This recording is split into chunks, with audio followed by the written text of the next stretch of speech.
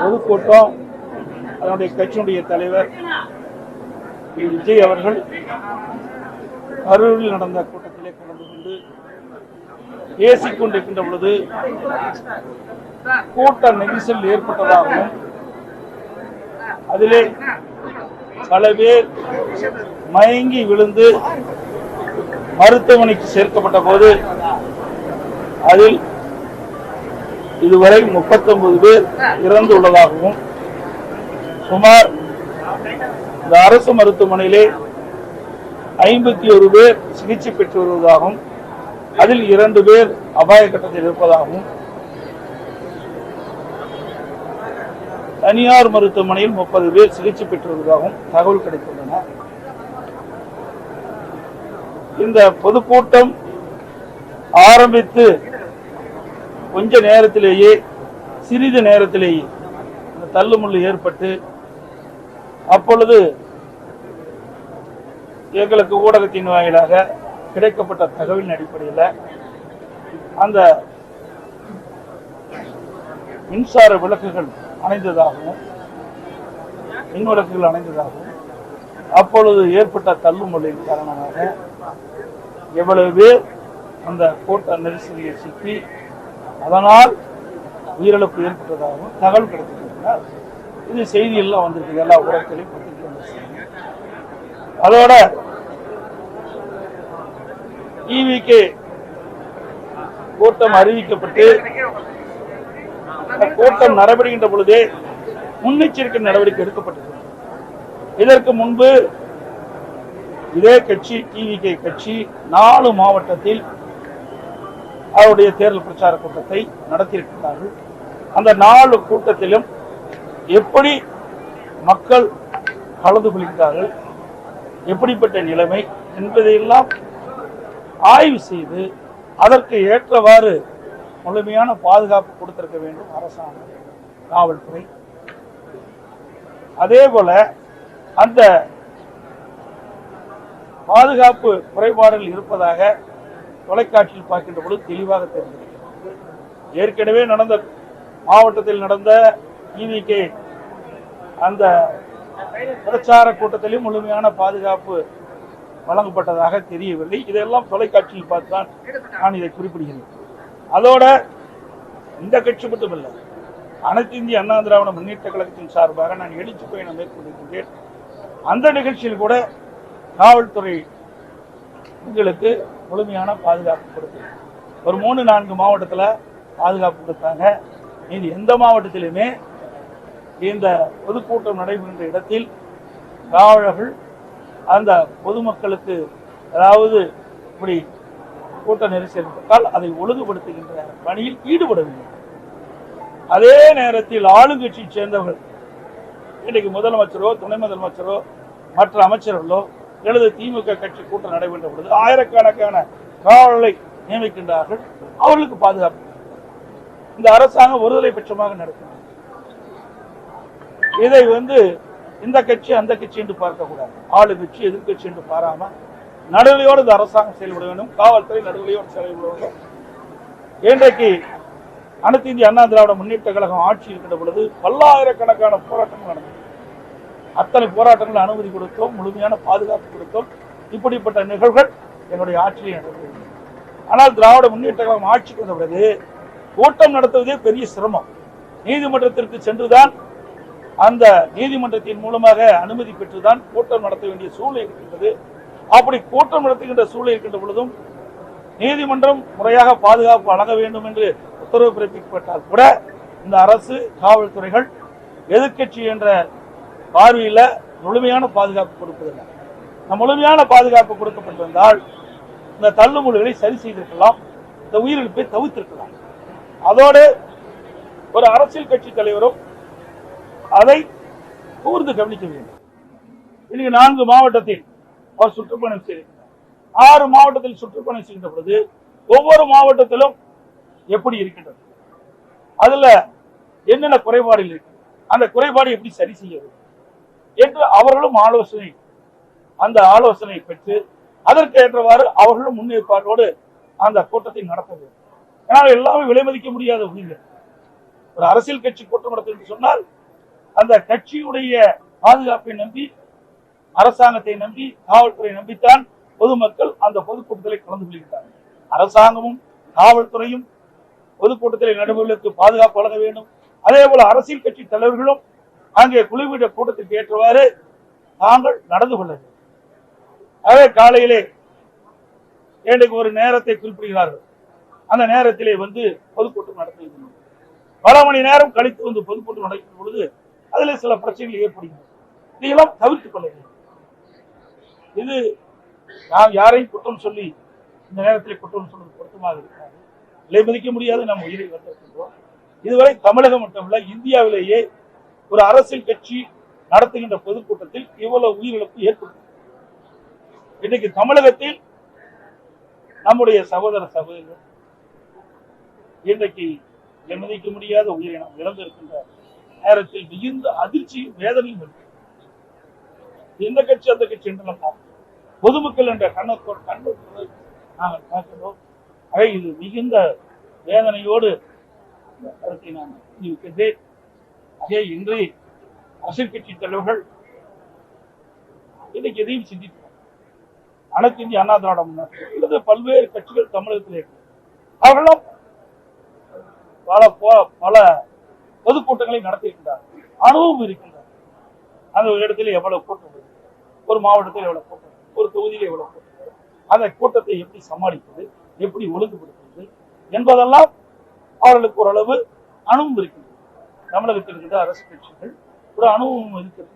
அந்த அடிப்படையிலே பொதுக்கூட்டம் நடக்கின்ற காரணத்தினால் இப்படிப்பட்ட தள்ளுமுறை ஏற்படுகிற போது அதை ஒழுங்குபடுத்திக் கொள்கிறார். அதை மற்றவர்களும் கடைபிடிக்கிறார். பல்வேறு வழிகாட்டுகள் சொல்லியிருக்கு. அரசாங்கம் காவல்துறையும் இதில் முழு கவனம் செலுத்துகிறது. மெரினா கடற்கரையில ஏர் ஷோ நடக்குது. அதுல சரியான முறையில பாதுகாப்பு ஏற்பாடு செய்யப்படாத காரணத்தினால சுமார் 5 பேர் இருந்திருக்காங்க. அங்கேயே அப்படிப்பட்ட சம்பவம் நடைபெறுகின்ற பொழுது இப்படி ஒரு அரசியல் கட்சி தலைவர் ஒரு பொதுக்கூட்டத்தை ஏற்பாடு செய்கின்ற பொழுது ஏற்கனவே 4 மாவட்டத்தில் இந்த பொதுக்கூட்டம் நடைபெற்றிருக்கின்றது. இதெல்லாம் என்னென்ன பிரச்சனை என்பது இன்றைக்கு அரசும் காவல்துறையும் ஆய்வு செய்து அதற்கு தக்கவாறு பாதுகாப்பு வழங்கியிருந்தால் இந்த உயிர் சேதத்தை தடுத்திருக்கிறது. காவல்துறை வந்து ஒழுங்குபடுத்தினா எங்க கூட்டத்துக்கு, எங்க கட்சிக்கு வரக்கூடிய அந்த கூட்டத்துக்கு வரக்கூடிய தொண்டர்களை அவங்க வந்து விரட்டி அடிக்கிறாங்க அப்படின்ற ஒரு குற்றச்சாட்டை அவங்க தலைவர்கள் முன்வைக்கிறாங்க. இதெல்லாம் நீங்க சொல்ற நீங்க கேட்கிற கேள்வி. இது வந்து நாங்களும் பொன்முலா கண்ட கட்சி, 32 ஆண்டுகளும் ஆட்சி செய்த கட்சி, இப்படி எங்கேயுமே இப்படி தடை செஞ்சது கிடையாது. ஆக வேண்டுமென்றே திட்டமிட்ட ஆளுங்கட்சிக்கு ஒரு நீதி, எதிர்கட்சிக்கு ஒரு நீதியாக இருக்கக்கூடாது. ஆளுங்கட்சியோட முதலமைச்சர் இருக்கின்ற பொழுது கூட்டமே இல்லாத இடத்துல கூட ஆயிரக்கணக்கான காவலர்களை நிறுத்தி பாதுகாப்பு கொடுக்கிறாங்க.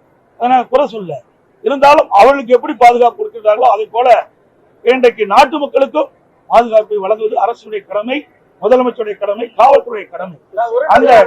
அந்த கடமையில் இருந்து அவர்கள் தவறிவிட்டார்கள். அதனால் இந்த உயிரிழப்பு ஏற்பட்டது. ஒரு நபர் கணிச்சு அமைச்சிருக்கிறாங்க. இவ்வளவு வேகமா துரிதமா இந்த ஒரு நபர் கமிஷன் அனுப்புதல் நோக்கம் எனக்கு தெரியல, அமைச்சிருக்கிறாங்க. இப்ப நான் வந்து நேற்றைய தினம் சென்னைக்கு போயிருந்தேன். இரவு தான் 2 மணிக்கு தான் வீடு போயிருந்தேன். காலையில் எழுந்தவுடன் தான் வந்தேன். இப்போ தொலைக்காட்சியில் பார்க்கிற செய்தி வச்சுதான் இந்த பேட்டியை நான் கொடுத்துருக்கேன். அது மட்டும் இல்லை, நான் வருகின்ற பொழுது கிடைக்கப்பட்ட தகவல் விஜய் அவர்கள் அந்த கூட்டத்தில் பேசிட்டு இருக்கும் போது இடையில் ஆம்புலன்ஸ் வருது. அப்போ அவருடைய ஒரு கொடி பேரை சொல்லி இந்த கொடி கட்டிட்டு இவ்வளவு ஆம்புலன்ஸ் எதுக்கு வருது கேட்கிறேன். இதெல்லாம் மிகப்பெரிய சந்தேகத்தை இருக்கு. ஆக எங்க விழுதுன்னு அவருக்கு எப்படி ஆம்புலன்ஸ்காரங்க தெரியும்? கூட்டம் நடத்துறாங்க, மேல இருக்கிறாங்க, மேல ஏறி பார்த்தீங்கன்னா எல்லாமே தெரியும். நானும் கூட்டத்தில் போய் 163 தொகுதிக்கு போயிட்டு வந்திருக்கிறேன். மேல இருந்து பார்த்தா எல்லாமே தெரியும். அப்படி முன்கூட்டியே பல ஆம்புலன்ஸ் விரைந்து சைலண்ட் ஒளியில் வந்துகிட்டு இருக்கும் போது அவர் சொல்றாரு, எதுக்கு இந்த ஆம்புலன்ஸ் வருதுன்னு அவர் அந்த கூட்டத்திலேயே பேசுறது தொலைக்காட்சியில் பார்த்து. ஆக இதெல்லாம் ஒரு சந்தேகம் இருக்குது. இதெல்லாம் ஒரு முழுமையாக விசாரிக்கப்பட வேண்டும் என்பதுதான். 10,000 பேர் கலந்துக்குருவாங்க அப்படின்னு சொல்லி சொன்னாங்க. 27,000 பேர் கலந்துட்டாங்கன்னு சொல்லி போலீசார் வந்து விளக்கம் கொடுத்திருக்காங்க. அவங்க கிரௌட் அதிகமா வந்துச்சு, எங்கிட்ட கேட்ட அனுமதியில வந்து 10,000 பேர் தான் கலந்துக்குவாங்கன்னு சொன்னாங்க. அவங்க பிரஸ் 27,000 பேர் வந்தது எங்களால என்ன பண்ண முடியுன்ற மாதிரி காவல்துறை சொல்றாங்க. 4 மாவட்டத்தில் நடந்திருக்கு. 4 மாவட்டத்தில் இதே கட்சியுடைய தலைவர் பொதுக்கூட்டம் நடத்தியிருக்கார். அந்த பொதுக்கூட்டத்துல எவ்வளவு பேர் வந்து கலந்துட்டாங்க, எவ்வளவு பேர் எழுதி கொடுத்தாங்கன்னு இந்த காவல்துறைக்கு தெரியாதா, இந்த அரசாங்கத்துக்கு தெரியாதா? ஆகவே அவருடைய கடமையிலிருந்து தட்டி கலப்பதற்காக இந்த அறிவிப்பை கொடுத்திருப்பதான் நான் கருதுகிறேன். சார், இந்த நிகழ்வுக்கு பொறுப்பேற்று விஜய் மீது நடவடிக்கை எடுக்கப்படலாம். இதெல்லாம் நீங்க கேட்கிற கேள்வி எல்லாம் வந்து ஒரு கற்பனையான கேள்வியை தான் நான் பார்க்கிறேன். நடவடிக்கை எடுப்பாங்களா, எடுக்க மாட்டாங்களா? எவ்வளவு பெரிய துயரம் அதைத்தான் பார்க்கணும். இன்றைக்கு போன உயிர் மேல முடியும். நம்ம குடும்பத்தில் ஒருத்தர் இழந்தா நமக்கு எவ்வளவு வேதனை நினைக்கணும். அரசியலுக்கு அப்பாற்பட்டு பேசணும். தயவு செய்து அரசியல் இது எந்த இடத்துல தவறு நடந்தது, அது எப்படி என்ன காரணத்துக்கு நடந்தது, இதைத்தான் நம்ம அலைசி ஆராய்ந்து அதற்கு ஒரு இறுதி வடிவம் கொடுக்குது. இனி எதிர்காலத்தில் இப்படிப்பட்ட நிகழ்வு ஏற்படாதுன்னு பார்க்க வேண்டும். இதையெல்லாம் பார்க்க வேண்டும். இதை விட்டு இது இப்படி நடக்குமா அப்படி நடக்குமா இதுக்கு இதையெல்லாம் வந்து பேசுவது இந்த இடத்தில் சரியாக இருக்காது என்பது என்னுடைய கருத்து. அது மட்டும் இல்ல, இப்படி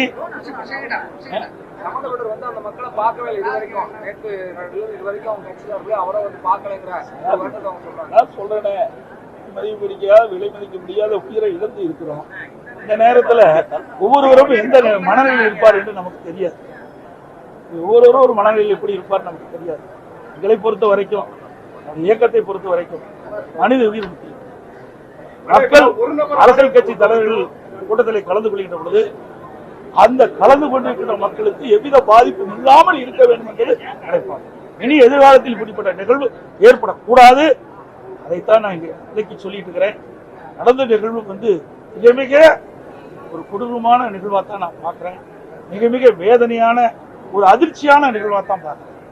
இன்றைக்கு நான் ஏற்கனவே குறிப்பிட்டதை போல இன்றைக்கு இதுவரை தமிழகத்திலும் சரி இந்தியாவிலும் சரி ஒரு அரசியல் கட்சி பொதுக்கூட்டத்தில் இவ்வளவு பேர் இறந்ததாக தெரியவில்லை, எனக்கு தெரிந்தவரை தெரியவில்லை. ஆக இது பல பேர் 39 பேர் இருந்திருக்காரு சொன்னால் சாதாரணமாக எடுத்துக்கொள்ள முடியாது.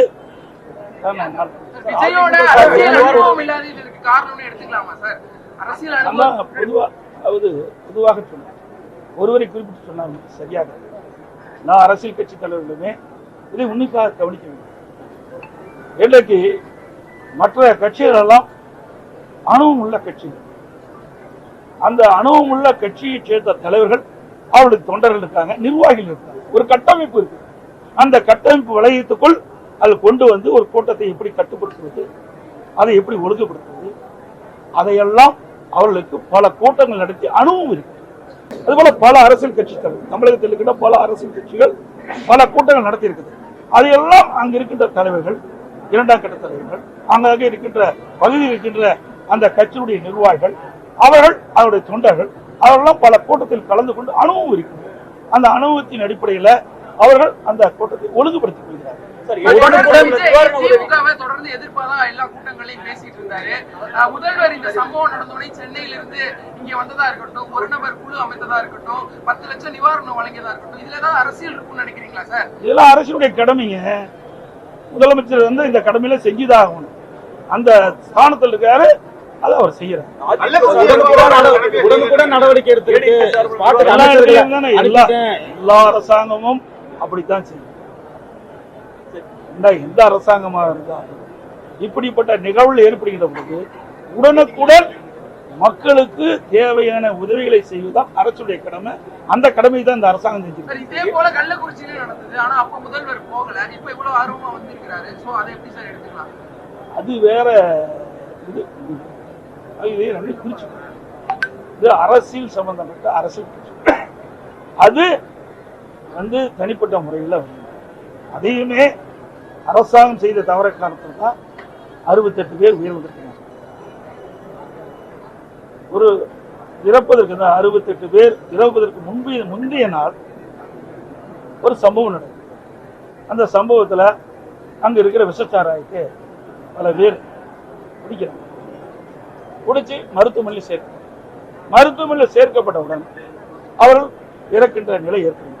அப்பொழுது மாவட்ட ஆட்சித்தலைவர், மாவட்ட காவல்துறை கண்காணிப்பாளர் ஒரு சட்டமன்றம் அமர்ந்து கொண்டு பேட்டி கொடுத்தார். அப்பொழுது உண்மை செய்தியை வெளியிடப்பட்டிருந்தால் அந்த உயிரிழப்பை தவிர்த்திருக்கலாம்.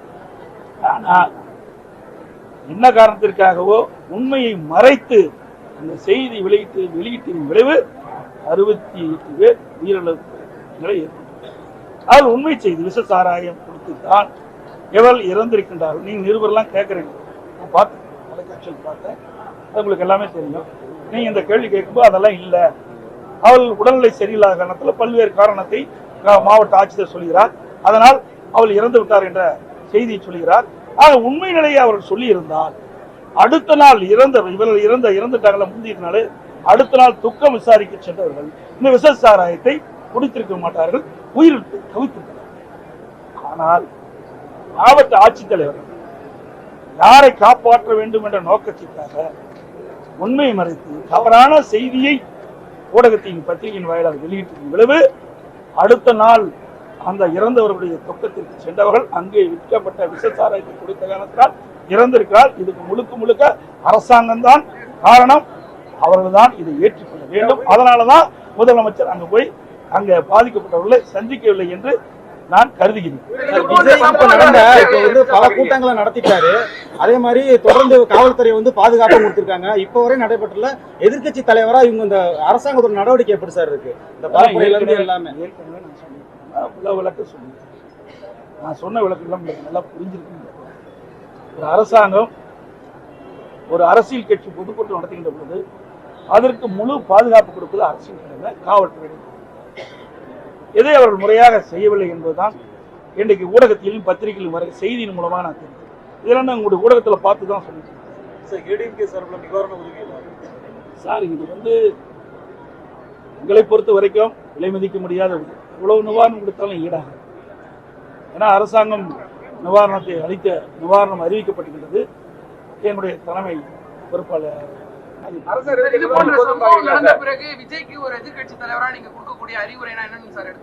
ஒரு கட்சி தலைவர் ஒரு கட்சி தலைவருக்கு அறிவுரைலாம் சொல்ல முடியும், அது ஏற்புடையதும் இருக்கு. இறந்த உயிரில் இன்னும் 5 பேர் அடையாளம் காண முடியாத ஒரு சூழ்நிலை இருக்கு, அதை எப்படி பாக்குறீங்க? இன்னும் அரசாங்கம் தான் இந்த அடையாளத்தை கண்டுபிடித்து பத்திரிகையிலே உங்களுடைய ஊடகத்திலையும் பத்திரிகையிலையும் அவருடைய புகைப்படத்தை வெளியிட்டு அதன் மூலமாக அடையாளம் கண்டப்பட்டு அந்த உடலை உரிய இடத்தில் ஒப்படைக்கும். ஒரு நபர் ஆணையை அமைச்சிருக்காங்க, அது விஜய்க்கு அவங்க மறைமுகமா எச்சரிக்கையோ என்ன முடிவு எடுக்கலாம். மிஷின் அமைத்த பிறகு இப்படித்தான் வரும் அப்படித்தான் வரும் என்று நீங்க கேட்கின்ற கேள்விக்கு என்னால் கமிஷன் அமைக்கப்பட்டது. கமிஷனுடைய அறிக்கை வெளியிட்ட பிறகுதான் உங்களுடைய கேள்விக்கு பதில் சொல்ல முடியும். அதே போல இந்த EVK பொதுக்கூட்டத்தில் கலந்து கொண்டு கூட்ட நெரிசலில் சிக்கி இன்றைக்கு 39 பேர் இறந்து விட்டார்கள், 2 பேர் அபாயத்தில் இருக்கிறார்கள், பல பேர் சிகிச்சை பெற்று வருகிறார்கள். இறந்தவருடைய குடும்பத்திற்கு அனைத்து இந்திய அண்ணா திராவிட முன்னேற்ற கழகம் சார்பாக ஆழ்ந்த அனுதாபத்தை இரங்கலை தெரிவித்ததோடு அவர்களுக்கு நிதியுதவி வழங்க வேண்டும் என்று நேற்றையே தெரிவித்தேன். அதன்படி அரசாங்கம் அறிவித்தது. அதே போல மருத்துவமனையிலே சிகிச்சை பெறுகின்றவர்கள் பூர்ண குணமடைய வேண்டும்.